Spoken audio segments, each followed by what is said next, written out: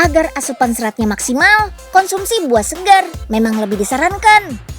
Cuma hati-hati ya, pastikan buahnya sudah bebas dari bakteri dan virus.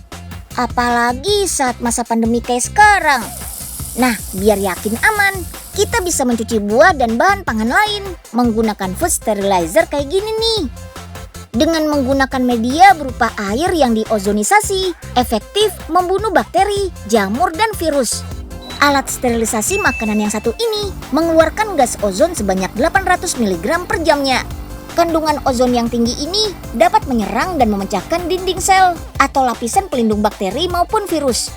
Sehingga sudah teruji lab dan tersertifikasi dapat membunuh bakteri dan virus sebanyak 99%. Cara pakainya nggak bikin pusing kok. Pastikan alatnya sudah menyala. Kemudian kita pasangkan selang dengan bubble stone-nya. Bubble stone inilah yang mendifusikan ozon hingga dapat membentuk banyak gelombang udara. Penggunaan bubble stone daging dan buah masing-masing harus dibedakan ya. Nggak boleh dicampur, soalnya akan meninggalkan residu yang berbeda nih. Setiap jenis makanan membutuhkan waktu yang berbeda-beda. Sayur perlu waktu 5-10 menit. Buah sekitar 15-20 menit. Yang memerlukan waktu paling lama adalah daging. Harus diozonisasi selama 1 jam.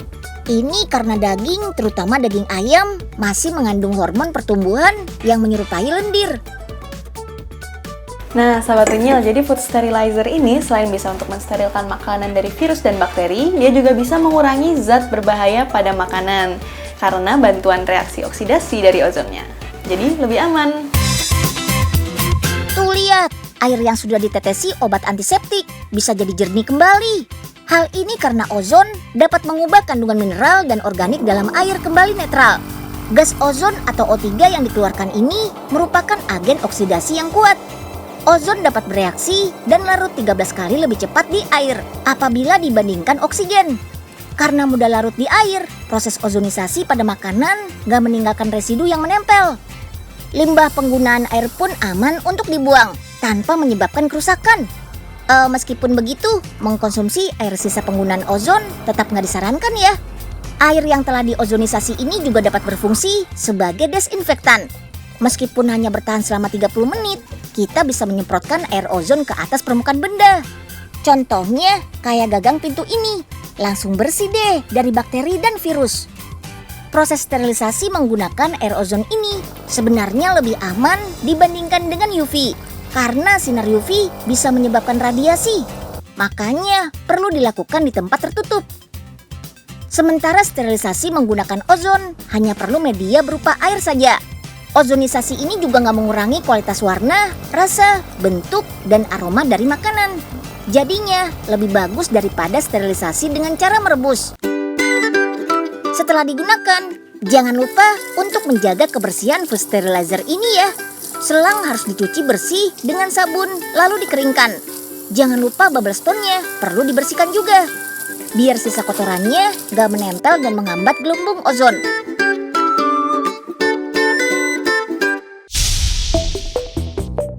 Mau nunjukin alat canggih apa lagi nih, Prof? Wow, ini nih Nyil, food sterilizer karya Profesor udah jadi.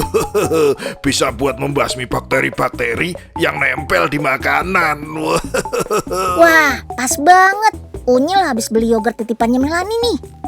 Unyil masukin ke food sterilizernya ya. Oh, boleh Nyil, tinggal pencet aja tombolnya. Yah, loh, Prof, kok yogurtnya malah hilang? Gimana nih? Oh iya, Profesor lupa Nyil, di dalam yogurt kan ada bakteri baiknya. Malah ikut kebasmi deh.